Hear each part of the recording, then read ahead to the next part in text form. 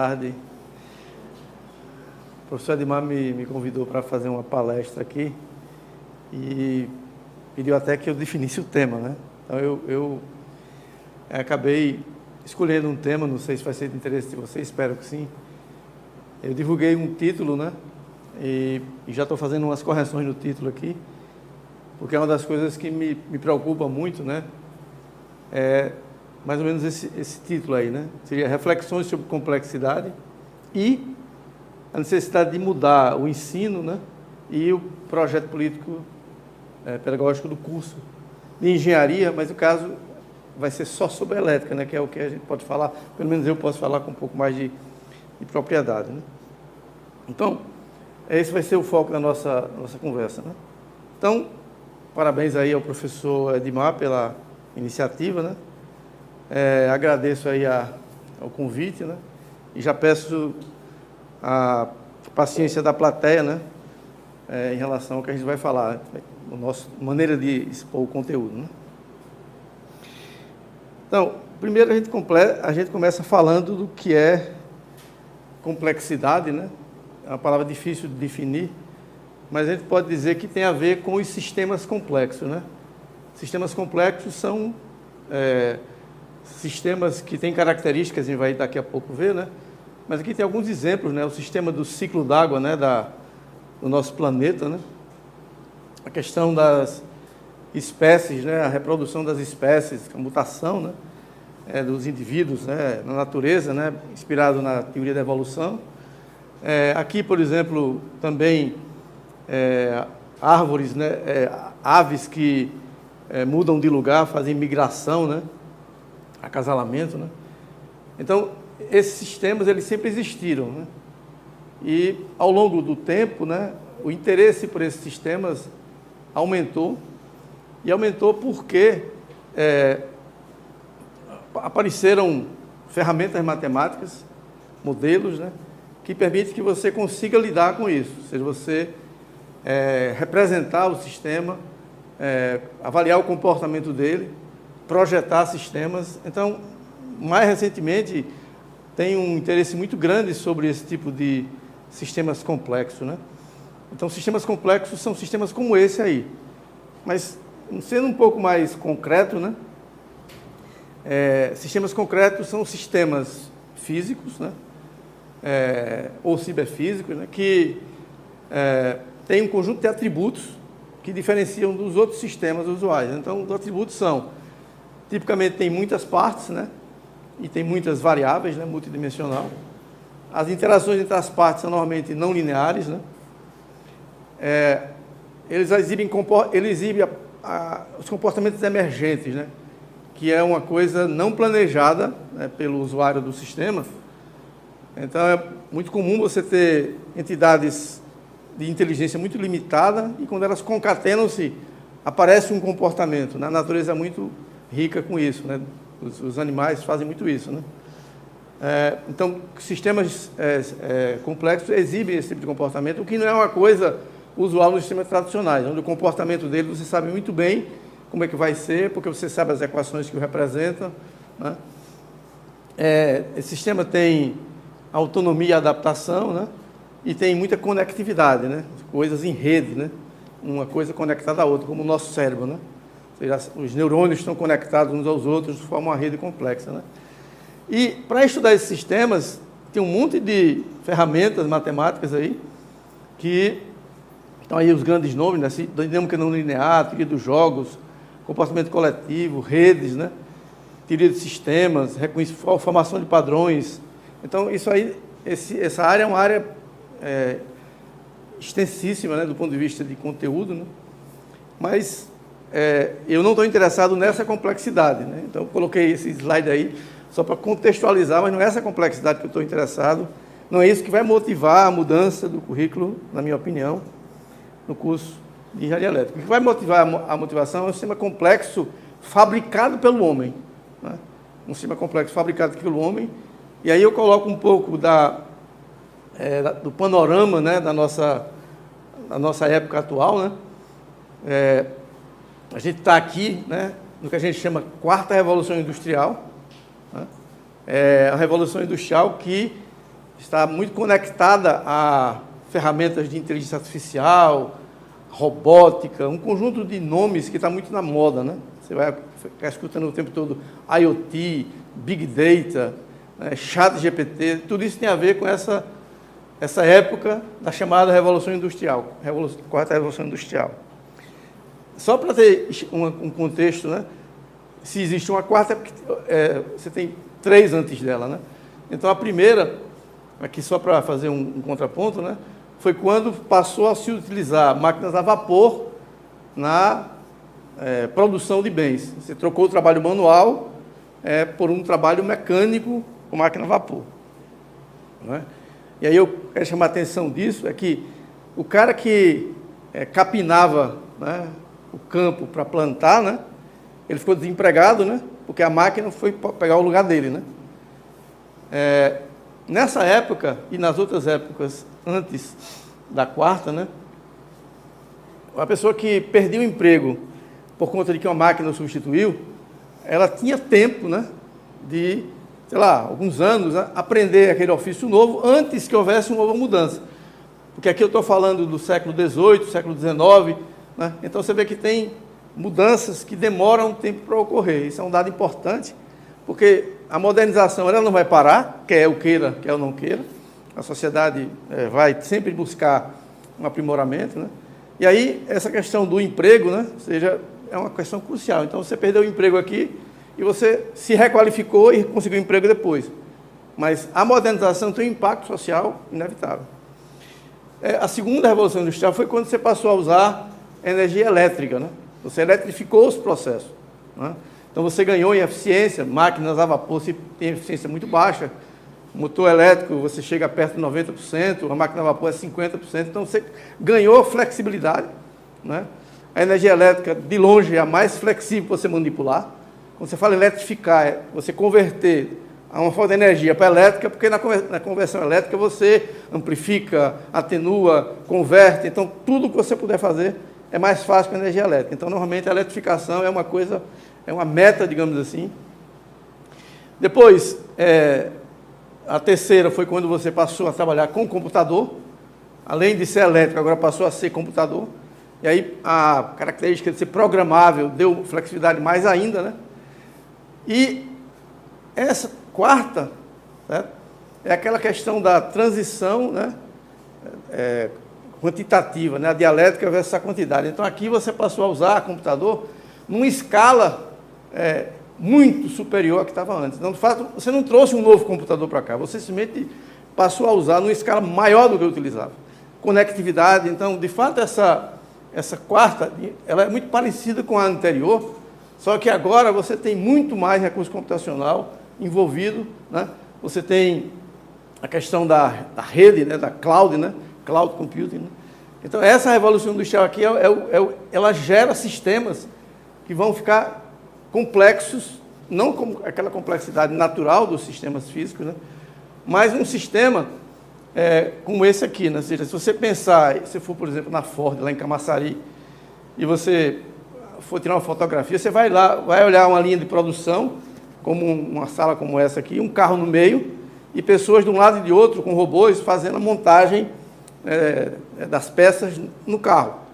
E essa linha, ela fica fixa enquanto você estiver fabricando, por exemplo, um carro da Ford, né? Aí terminou aquele modelo, aí você reconfigura a linha e ela fica fixa. Então, a linha é fixa. Isso é na terceira revolução industrial. Na quarta, você não tem nada fixo. A linha é completamente reconfigurável. Essa, digamos assim, é a nova perspectiva da indústria 4.0, onde você configura os seus itens de produção de forma específica para um item, né? Então, é como se fosse fabricar um item só. Aqui você está pensando em produção em escala, né?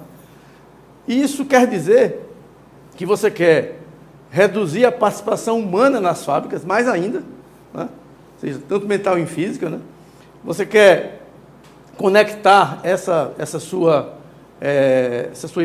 planta de produção, né, na internet.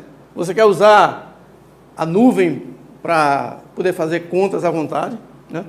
E você quer que a estrutura flexível completamente autônoma, né? Então, isso aqui significa que, nesse novo mundo, a robótica vai ter um papel central, e já tem um papel central, né? Porque não tem como você produzir movimento sem robô. No fundo, qualquer robô, a função preliminar dele é se mover em algum espaço, unidimensional, bidimensional, tridimensional. Então, para você produzir movimento, que é para você produzir bens, transportar peças, montar coisas, você tem que ter movimento. Então, a gente está pensando... E esse sistema é um sistema complexo. Ele vai envolver conexão em rede, ele vai envolver partes e muitas partes, muitos robôs, muitas esteiras, muitas pessoas, né? Então, ele vai estabelecer interações muito parecidas com aquelas dos sistemas complexos naturais, né? Esse sistema que eu estou dizendo que é por isso que a gente deve pensar na mudança, né? E isso acontece em vários domínios, né? Eu vou dar um exemplo aqui, né? Que é uma tendência mundial, né?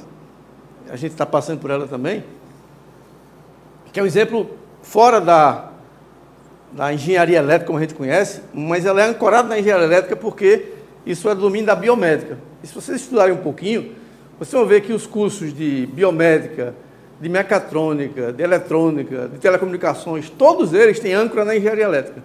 Todos eles. Então, esse problema, qual é o problema que está tratando aqui?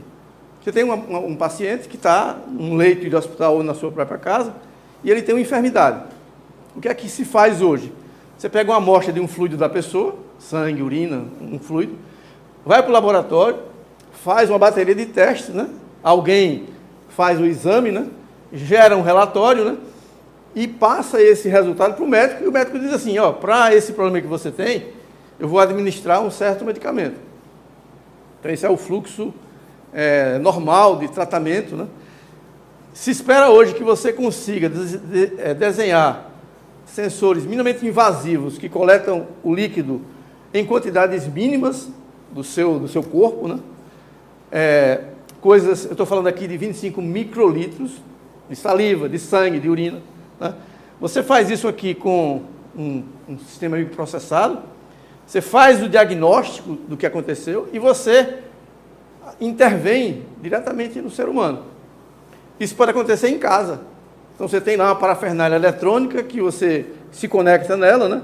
Então, você pensa na ficção científica do Dr. Spock, Data, né? Esse é o caminho, né? Então, esse é um sistema também complexo, porque ele interage com muita coisa. Para você fazer análise do dado, você tem que usar a rede. Então, a complexidade que está naquele sistema de manufatura também está aqui, só com outros requisitos, com outras restrições, porque aqui está falando com seres humanos. Então, esse é o caminho, que é o Dr. Spock, né? E aqui é McCoy, né? O McCoy com aquela maquininha para passar, né? Porque um desses fluidos aqui pode ser a sua respiração. Eu coleto um pouco da sua respiração e detecto um marcador, né? Por exemplo, no seu sangue, na sua saliva e outros fluidos que você excreta, né? Você tem marcadores para doenças. Você consegue saber se você encontrar uma certa substância. Então, isso aí é um caminho, né, meio sem volta. No mundo, essa é uma tendência, né? E isso também é um sistema complexo. Então, eu quero que você comece a pensar assim, esses sistemas, eles existem ou vão existir e alguém tem que projetar. Alguém tem que projetar a planta. Alguém tem que construir a planta para ela funcionar. Como alguém tem que construir também o sistema de monitoramento hospitalar, né? Alguém tem que fazer isso. Isso aí, a gente está falando aqui no Brasil, mas isso é uma realidade fora do Brasil, né? Por exemplo, isso é um vídeo, né, de uma fábrica de cosméticos, né, na França, né, usando, né, uma integração, né, humano-máquina, né, para, acho que isso, eu não sei se isso qual é o fabricante, eu não consegui lembrar do vínculo, mas você vê, ó, tem um robô que parece humanoide, né, interage com essa senhora aí com segurança, sem nenhum tipo de risco operacional para a mulher, porque esse é o robô colaborativo industrial. Mas você vê, essa é uma realidade. Não tem só um, não, tem vários, né? Então, Quem projeta esse tipo de sistema? Quem que vai fazer isso aí funcionar? Né? É um vídeo curtinho, né? Vai terminar, deixa eu terminar para poder passar para outro. Mas esse é um exemplo daquela fábrica da indústria 4.0. Né? O ser humano entra no ambiente, o ambiente detecta que tem um ser humano e começa a interagir com ele, de forma bem natural, bem sem intervenção, é tudo automático. Né? Isso é um exemplo, né? Deixa eu avançar aqui para o próximo, né? Vai tocar de novo aqui. Pronto. Esse é um outro exemplo, né? Essa empresa Boston Dynamics, ela é americana, né? E ela vem desenvolvendo robôs, né? Há muito tempo, né? Inclusive tem até um vídeo muito legal deles de Feliz Ano Novo, né? Os robôs dançando, né? No ano passado eles fizeram esse vídeo. Então aí você tem uma demonstração de 2 robôs comerciais, né? O Handle, esse aqui, e o Otto, né? Que estão numa fábrica, né? Que pode ser um armazém da Amazon, da Alibaba, né? Pegando itens que vão ser empacotados e transmitidos para alguém. Você percebe que não tem um operador humano aí. Esse robô que está no chão, ele é autônomo. Então ele vai conseguir saber onde ele está e vai conseguir caminhar de onde ele precisa estar, que é recebendo os itens, né? Que estão sendo colocados por esse manipulador, né? E ele depois vai sair e colocar esses itens, talvez no caminhão de entregas que vai levar para o avião, para o navio, para onde for, né? Então, esse é o cenário, né? Isso é produto comercial fabricado pela Boston Dynamics em 2020.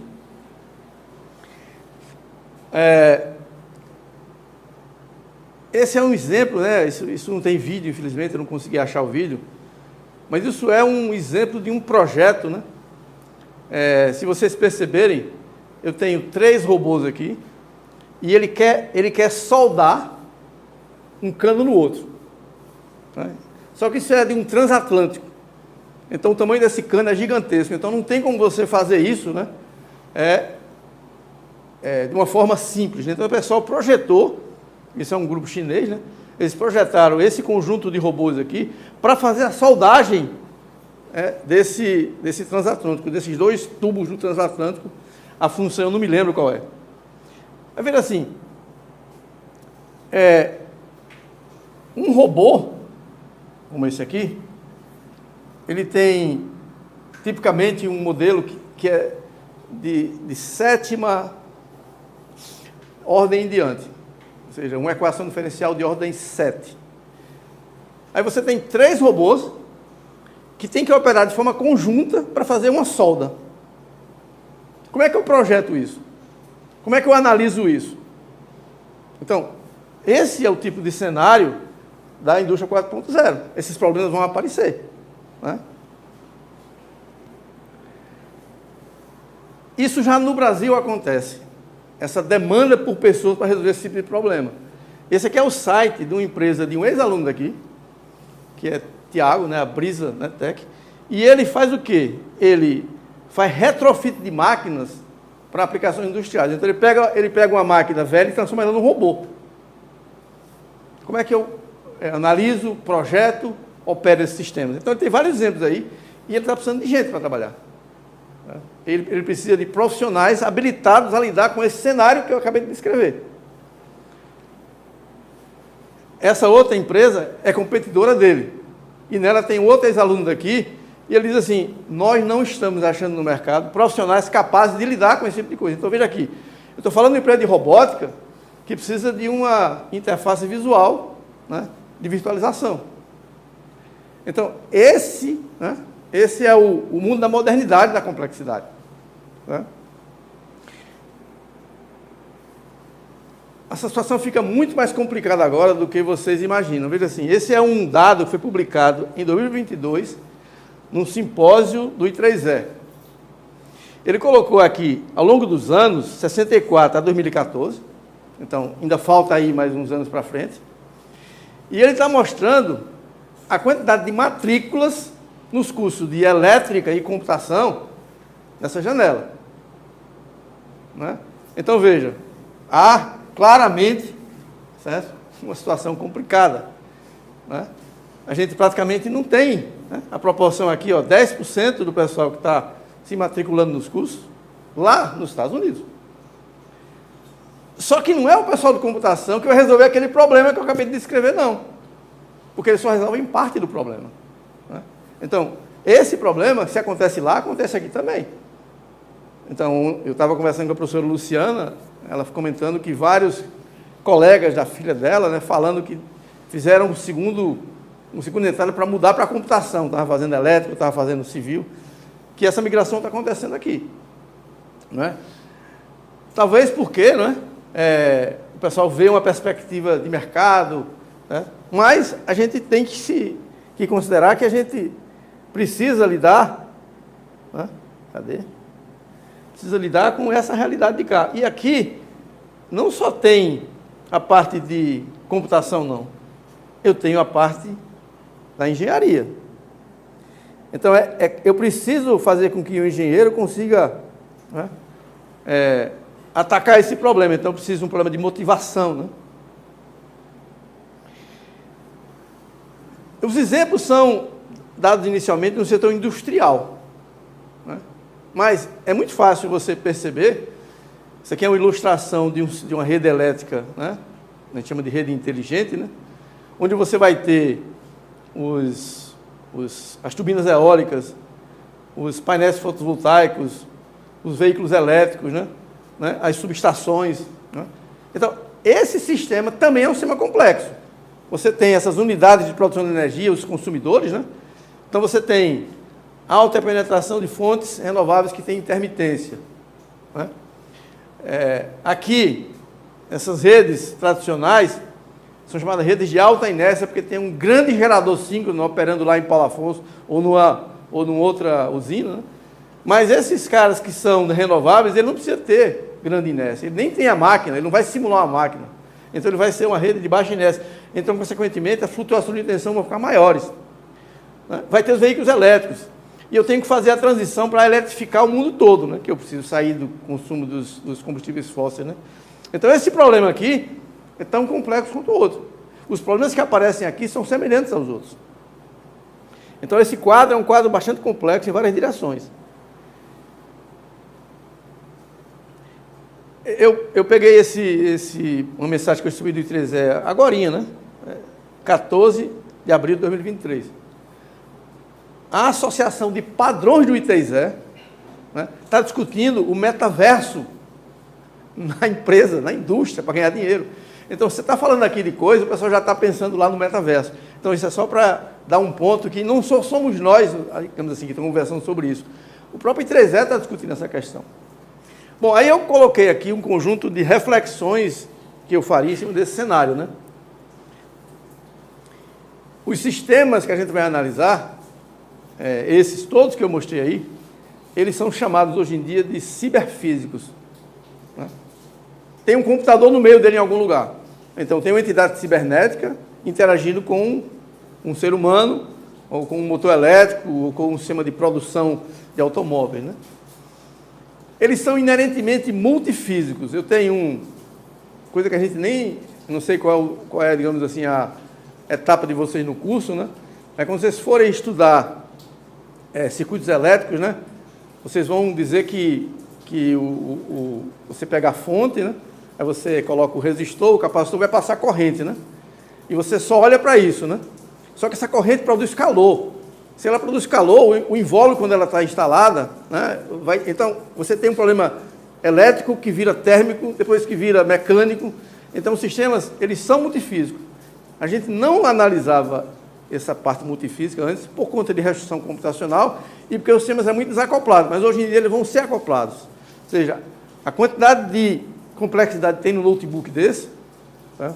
Se você tiver curiosidade um dia de procurar, tira a tampa do notebook, você vai ver o que é que tem aí de complexidade. Deve ter umas 25 fontes DC, tem um sistema de pipes para refrigeração, tem um monte de coisas sofisticadas. Então, esses sistemas, eles são multifísicos.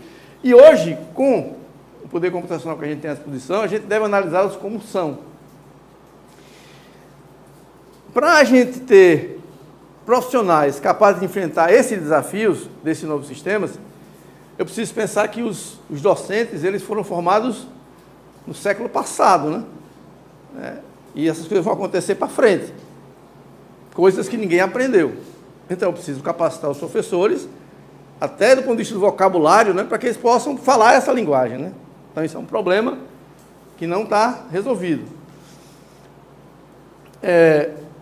Na formação, você está estudando para você querer uma profissão.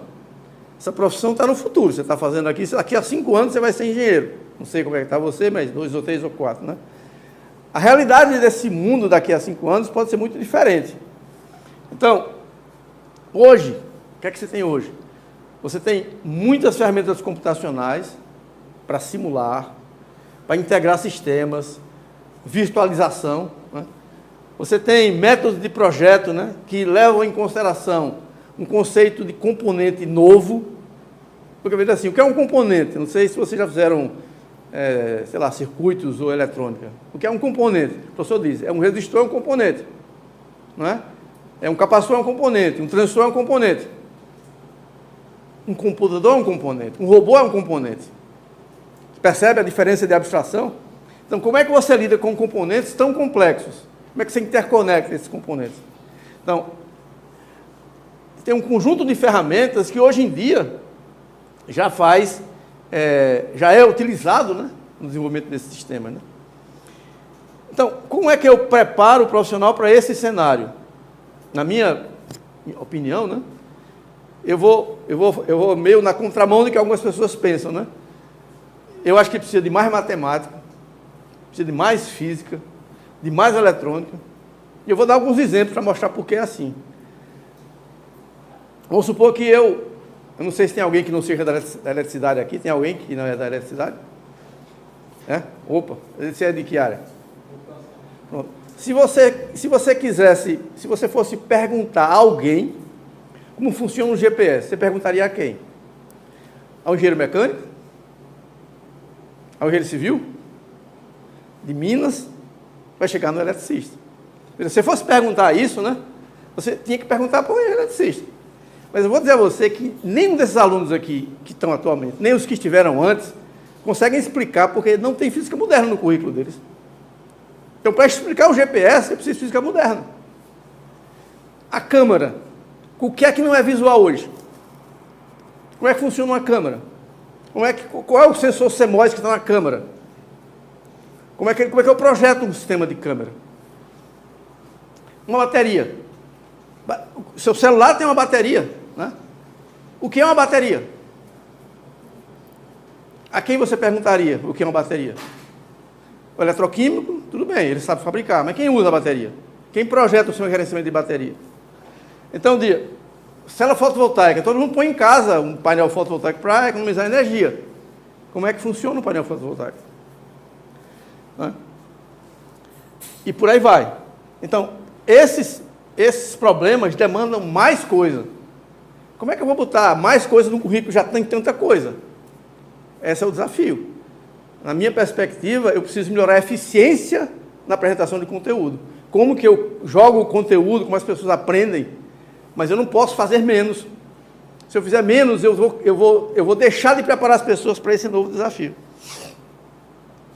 E aí tem um problema que vocês vão enfrentar, eu já estou no fim da vida e da carreira, né? Que é assim, tem um livro chamado, como é que chama? Desafio do século XXI, mais ou menos assim, que é um cara israelita, né? Ele escreveu aquele Homo Deus, Homo Sapiens, né? Ele conta um caso, que é assim, você tem o exército americano que tem piloto de drone, ou seja, você pega um drone e você voa sobre uma certa região para planejar uma missão militar. Tá? Para um piloto de drone, você precisa de 80 pessoas, ele é o piloto que voa, mas tem que planejar a missão, processa imagem, então é um piloto e mais 80 pessoas para fazer um voo daqueles aviões militares americanos. Daqui a 2 anos, esse cara vai perder o emprego. Por quê? Porque uma ferramenta de ar vai fazer o que ele faz melhor do que ele. Como é que eu recapacito um piloto de drone?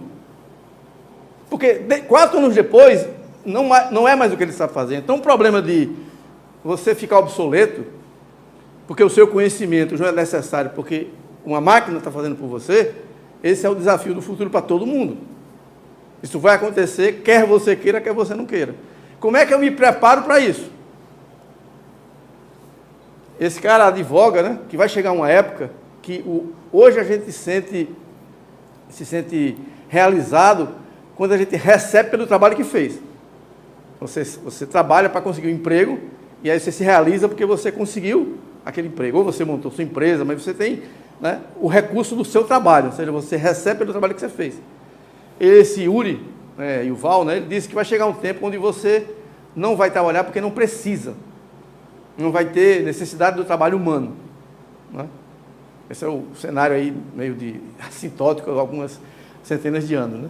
Mas o problema que ele coloca é assim, a evolução tecnológica é tão rápida, como é que eu me recapacito quando eu perder o emprego? Né? Esse é um problema. Né? Alguns dizem que você tem que aprender a estudar sozinho. Né? Então, quer dizer, essa responsabilidade é sua da escola. A escola te ajuda a aprender sozinho, mas não sei. O aparecimento desses chatbots de IA, né, como o ChatGPT, o Bard, o Bing, né, faz com que a gente questione o método de ensino, porque se você chegar lá no ChatGPT e fizer uma pergunta sobre um determinado conteúdo, ele responde às vezes melhor do que você responderia lendo no livro. Então, se você vai ensinar as pessoas para perguntar e fazer provas baseadas nessa lógica, não tem mais graça, não precisa de professor, né? Então, isso exige que a gente tenha que revisar como tratar disso, né? E, finalmente, a gente precisa pensar no perfil do profissional. Eu quero projetar, eu quero formar quem projeta ou quem gerencia. Qual é o interesse da comunidade, né? Por que é diferente isso? Porque um gerente ele precisa saber daquele conteúdo. O projetista ele tem que saber usar aquele conteúdo. Então, eu vou expor o conteúdo ou vou aprender o conteúdo. Então, eu diria que é necessária uma modernização. Na minha opinião, eu acho que tem elementos aí suficientes para convencer que essa realidade se impõe. Então, ela vai exigir que nós façamos mudanças, né? Tanto em como ensinar, tanto nos conteúdos e na forma de trabalho, né? E esse é o momento, né, onde a gente ainda vê isso de longe, né? Ou seja, essa coisa ainda não chegou na escala que vai chegar, né? Tanto que o primeiro alarde do ChatGPT fez o pessoal parar de pesquisar, porque já estava muito complicado, né? Então, mas isso vai chegar, isso não tem dúvida, né? Então, vocês precisam pensar o que vai ser da vida profissional de vocês daqui a 10, 15 anos, né? Que potencialmente, né, pode ser muito diferente da que a gente vive hoje, né? Então, eu diria, a gente tem um desafio muito grande pela frente, né? A gente precisa imaginar uma maneira de mudar a nossa forma de formar pessoas e de explicar as coisas para que as pessoas consigam rapidamente se posicionar no mercado de trabalho, criar suas próprias empresas, mesmo com a evolução tecnológica que está acontecendo a olhos vistos, né? Eu não tenho resposta para essas perguntas todas, não. Eu simplesmente trouxe algumas das minhas preocupações e que eu acho que deveria ser discutido de uma forma mais ampla, né? Com os alunos, com os professores, com a comunidade, né? Até porque há uma discussão em curso de reforma do curso de elétrica que seja matriculado, tá certo? E eu posso meio que garantir a vocês que o que eu coloquei aqui como perspectiva passa longe dessa discussão, né? Então, eu acho estranho que vocês não estejam preocupados com isso, né? Enquanto interessados imediatos, né? E contribuir com essa discussão, trazendo insights, ideias, né? A gente precisa de novas ideias. As antigas, né, acho que elas não vão dar conta do que a gente tem pela frente, não. Inclusive, tem muita gente preocupada com os métodos de ensino-aprendizagem, que é adotar uma abordagem guiada a problemas, vários métodos de ensino, né? Mas, na minha opinião, eles não dão conta dessa situação, né? Porque eles estão muito mais preocupados com a transmissão do conhecimento. E eu acho que a gente está um pouco distante dessa dificuldade. Não é um problema de transmitir conhecimento. É uma coisa um pouco mais complexa do que isso. Bom, eu acho que eu não vi ninguém com o telefone nos 30 minutos, né? Eu já gastei mais de 30 minutos aí na fala. Então, eu acho que eu vou parar por aqui. Se alguém tiver perguntas, né, quiser discutir alguma coisa, fique à vontade.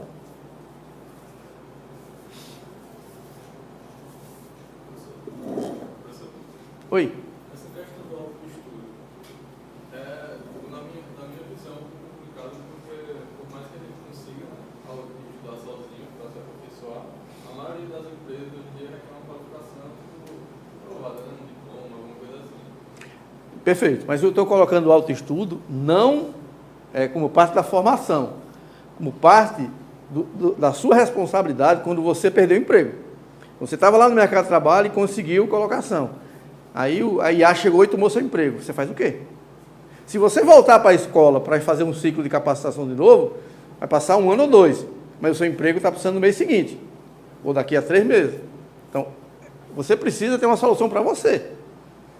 Então, a solução que a maioria das pessoas coloca, se você olhar na internet, os cursos do YouTube, é você buscar uma capacitação você sozinho. Porque já agora, você já tem um diploma, você já é engenheiro. Você não precisa mais disso, mas você precisa mostrar que tem capacidade, né? Porque se você fazer assim, não, eu vou fazer um mestrado, são 2 anos. Não resolve o seu problema de curto prazo.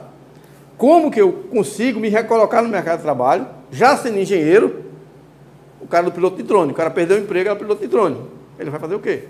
Ele não vai voltar para a faculdade, ele vai buscar uma capacitação. Só que a capacitação tradicional, ela não vai dar conta disso. A mudança é muito rápida. Então, eu não estou colocando aqui mas a universidade poderia talvez lhe ajudar, porque, veja, um autoestudo tem um conjunto de problemas, que é assim, eu tenho que escolher boas fontes e eu tenho que conseguir manter o foco. Porque se eu for estudar pelo YouTube, de repente eu estou olhando aqui, aí bipou alguma coisa, opa, você não consegue focalizar, né? Está entendendo? Então, é um desafio. Mesmo o pessoal que defende isso, diz que não há uma solução tranquila. Mas qual é a alternativa que tem para esse cenário que eu descrevi, né? Você está no mercado de trabalho e o emprego sumiu. Talvez na própria formação a gente ter alguma coisa que ensinasse você a estudar sozinho. Exatamente. É a mesma coisa do cara que está fazendo Uber hoje, né? O problema dele, ele não conseguiu um emprego, perdeu, foi demitido, o que ele vai fazer? Vai fazer Uber. Mas se você pensar no cara que é piloto, ou no cara que era engenheiro de processo lá do indústria, não faz sentido. Então, essa é uma questão para ser tratada pelo profissional. A universidade talvez possa ajudar nesse caminho, e aí ele tem que buscar uma forma de fazer isso. Mas eu entendo e concordo com você. Não é o caminho da capacitação formal, né? Entendeu? Não é o que vai dar o diploma. É você já com o diploma enfrentando o problema.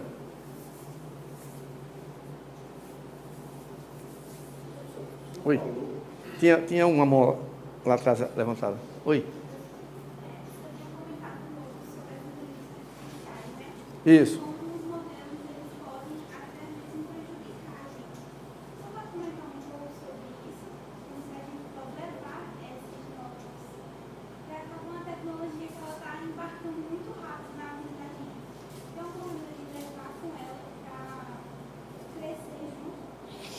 Veja assim, é porque tem esses termos, esses chavões, né? Que às vezes confundem a cabeça da gente. Assim, o que é o IA, né? A história do entendimento. Mas se você pensar num modelo, como uma relação entre uma grandeza, né? Um x e um f de x, né? O que a IA faz é aprender o f de x.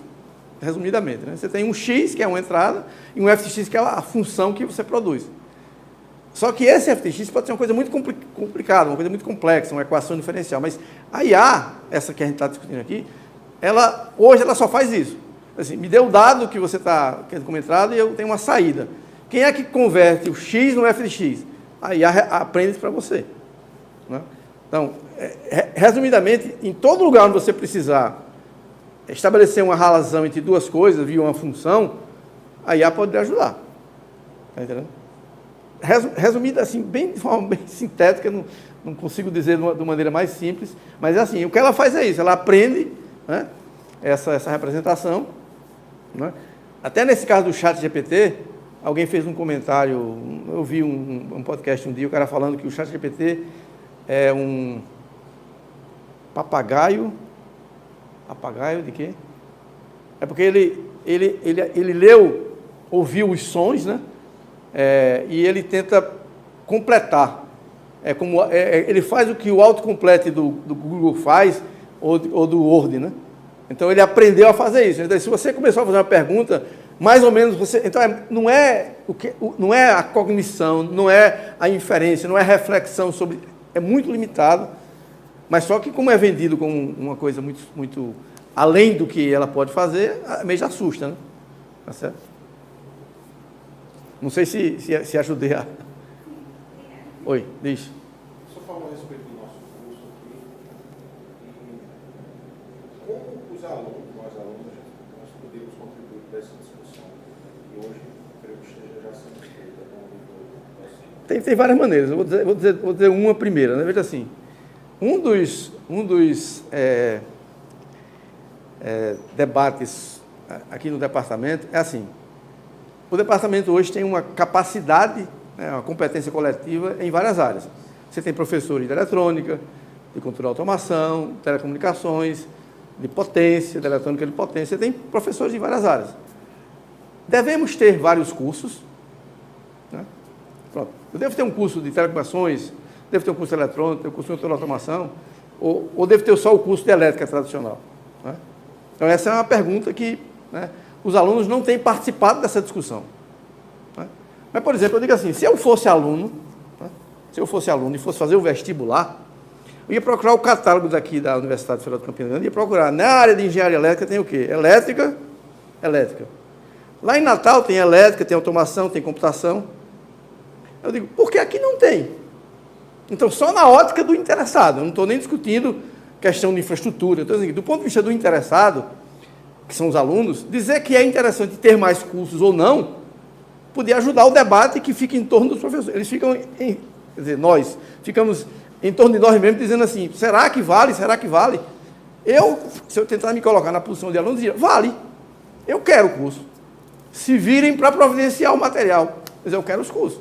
Porque eu quero poder fazer o curso de automação aqui e não em Natal. Eu quero poder fazer o curso de ciência de dados aqui e não em João Pessoa.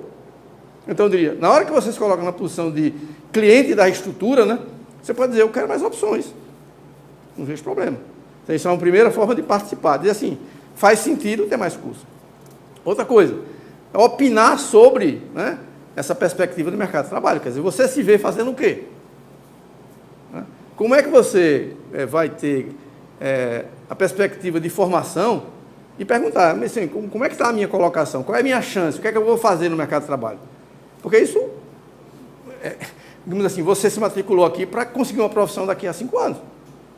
E aí, o que é que você sabe dela? Em chances reais. Ou seja, você faz um curso de engenharia, você pode ser engenheiro do mercado de trabalho, empresário de engenharia, você pode fazer mestrado, você pode fazer doutorado, mas é como se você não participasse dessa conversa. Está entendendo? Então, eu diria, pelo menos, duas respostas aí bem diretas, né? Que eu acho que poderiam ajudar muito. Como a gente poderia chegar, de fato, à discussão? Porque, assim, não sei se é por falta de ver. No meu caso, assim, eu nunca vi algo desse tipo sendo perguntado aos alunos. Existe alguma forma, sei lá, um debate que possa ser feito, sei lá, ou com quem a gente deveria falar para propor de repente? Veja assim, eu vou me acusar de ser subversivo, né? Mas eu vou falar assim mesmo. Quando eu estava no meu curso aqui, inclusive o coordenador, né, com quem eu briguei, não eu pessoalmente, mas era o professor Rômulo. Nessa época, a gente estava seguindo no curso e fizeram uma reforma de currículo que criava um sistema de blocos. Isso faz década de 70 e pouco lá, não vou nem contar essa data para vocês lembrar da minha idade, né? E aí isso ia fazer com que pessoas atrasassem um semestre até anos. Um ano de... Né? A gente foi lá para o coordenador dizendo, não está certo não, a gente não quer isso não. Foi no coordenador do curso reclamar dessa questão. E aí gerou processo, debate, votação. Então, tem que chegar no coordenador do curso. Chegar no coordenador e dizer, ei, cara, estão fazendo reforma e eu não estou sendo ouvido? É o caminho. Ou o chefe de departamento, né, as pessoas que administram. Né? Então, a administração oficial é que tem que dar conta da resposta, dizer assim, por que eu não estou sendo convidado? Entendeu? Nesse sentido, eu acho que é o caminho certo. Ou, não sei se há uma representação estudantil instalada, não sei se há, e se ela não está, digamos assim, fazendo a interface. Aí eu não sei responder, eu não sou da administração. Mas eu diria, o caminho normal é, enquanto instância organizada de representação, ir lá no coordenador e dizer o que é que está acontecendo em relação ao curso. Entendeu? Bom, não sei se respondi a pergunta. Opa, diz. Na mesma linha de pergunta que ela fez, Oi. eu queria saber se o senhor tem ideia de alguma linha que a IA ela tem mais dificuldade de trabalhar, porque ela reconhece padrões. Né? Então, não seria mais fácil eu focar em algo que ela tem dificuldade do que eu esperar ela chegar até mim, porque eu nunca consegui competir com ela. Veja assim, entendi, mas observe assim. É porque eu não tenho a figura aqui, né? Mas vou tentar contar a história para tentar estabelecer uma diferença clara entre duas coisas, o engenheiro e o pesquisador. Certo? Então, vou contar uma historinha aqui que aconteceu comigo. Tem um professor alemão aqui, que infelizmente ele já faleceu, e ele precisava usinar uma peça, um torno, né? Para fazer uma rosca e colocar um conector elétrico para fazer um experimento. Aí ele pegou um tarugo de nylon, não, era nylon?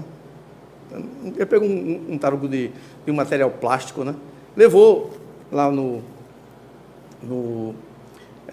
torneiro, e ele fez o corte, né? Fez corretinho, né?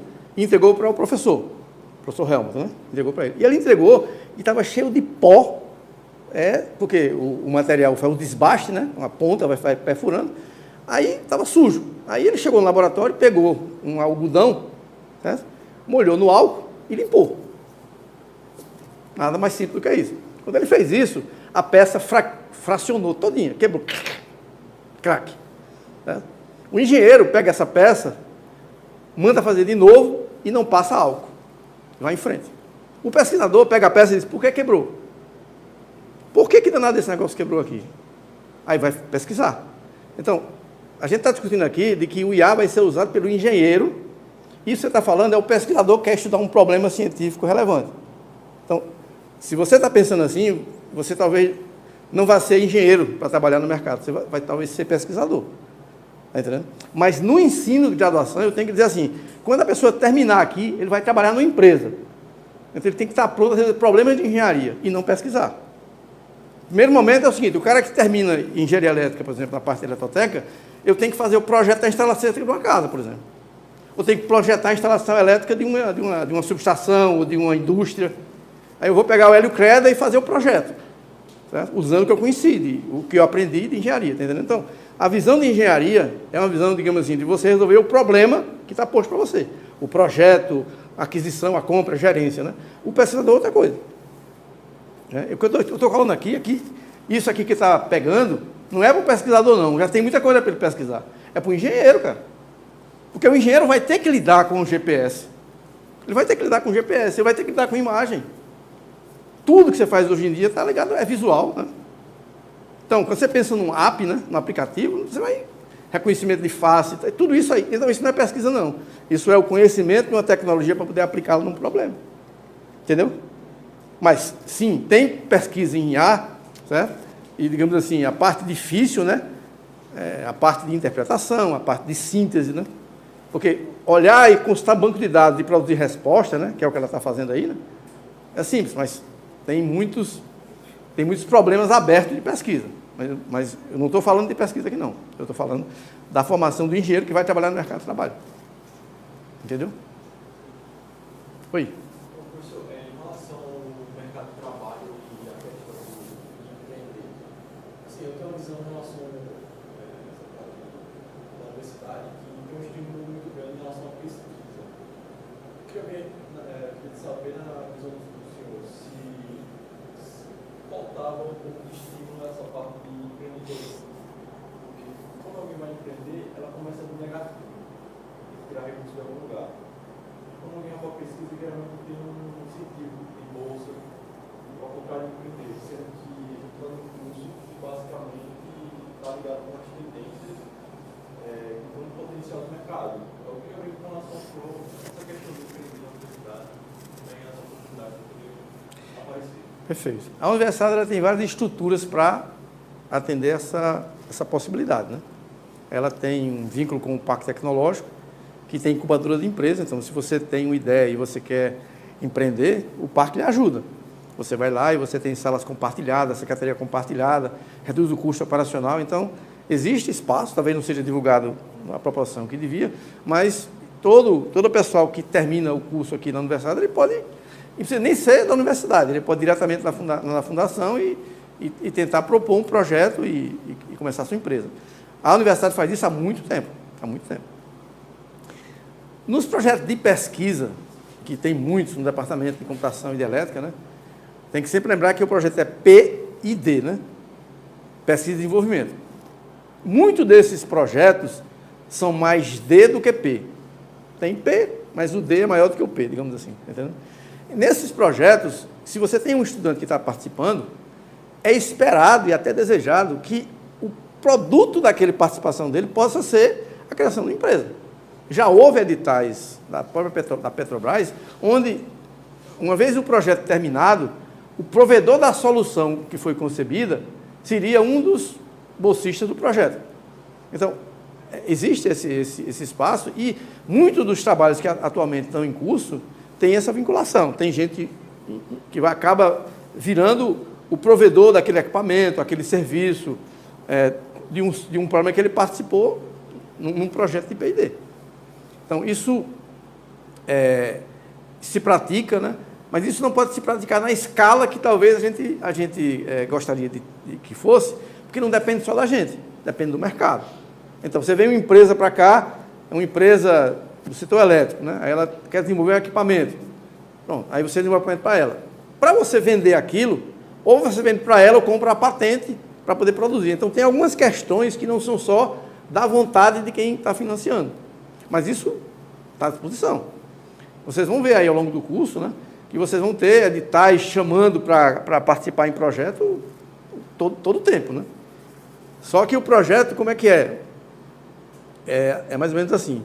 Tem uma empresa de algum lugar do Brasil, né, que tem um determinado recurso para aplicar. Então, ela procura uma universidade e faz com ela uma parceria. Negocia orçamento e tal. E aí o professor vai dizer, olha, tem aí para trabalhar e tal. Só que você não controla qual é o tópico. Então, pode ser que esse tópico desse projeto não seja aquele que você está sonhando que vai aparecer o financiamento. Mas é assim que funciona.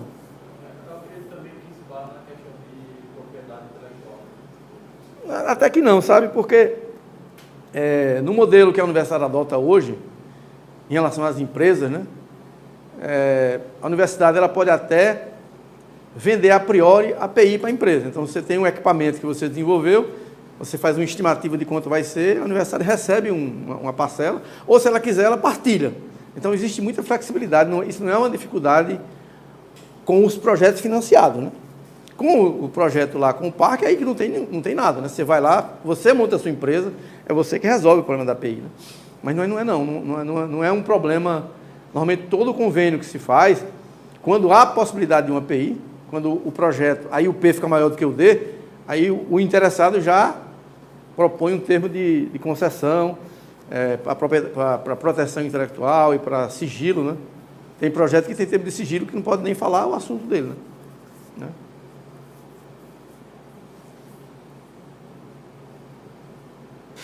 Tranquilo? Tem pergunta ainda? Tá certo. Liga lá. Não, professor, é o seguinte, a gente está aqui muito jovem, né? O senhor é uma pessoa com muita experiência. Como é que o senhor se prepara para lidar com essa complexidade? Veja assim, nenhuma das disciplinas que eu ensino hoje, eu estudei quando eu era aluno. Nenhuma delas. Né? Então eu digo assim, eu vivo de estudar. É a minha vida. Né? Eu gosto de fazer isso. Então eu acho que o único jeito de lidar com essa complexidade é você, de fato, vestir na camisa do estudo daquele assunto que você quer abraçar. Né? E aí as fontes são mais diversas. Né? Você tem hoje, por exemplo, desde curso que você consegue fazer gratuitamente no YouTube, né? Mas você tem que ser seletivo, há texto que você tem que ler. Então você tem que fazer um misto, né, de acompanhar alguém que explica fácil uma ideia. Tem vários sites legais, tem aquele Tree Brown and Blue, né? Quer dizer, Tree Blue and Brown, que tem várias explicações simples quando você tem uma dúvida, né? Mas aquilo é muito pontual, então você usa isso, mas lê um texto, você usa isso, mas escuta um vídeo mais detalhado. Então, o jeito de lidar com isso é estar em constante atividade. Não tem outro atalho não, sabe? É isso que eu faço no dia a dia, né? De aprender, né? Por isso que eu estou falando do autoestudo, né? Só que esse é um problema, né? Que o colega mencionou ali, né? Não é uma coisa fácil, não. Eu estava tendo uma posição confortável, porque eu sou professor, não estou ameaçado de perder o emprego no curto prazo, né? Então eu posso estar estudando coisas diferentes, né? Em função do meu humor, digamos assim. No mercado de trabalho, não, né? No mercado de trabalho você tem que aprender aquilo que é necessário para resolver o problema, né? É mais fácil de um lado, mas é mais restritivo de outro, né? Bom, não sei se responde a sua pergunta. Tem mais alguma pergunta? Vamos só agradecer ao professor Antônio Marcos.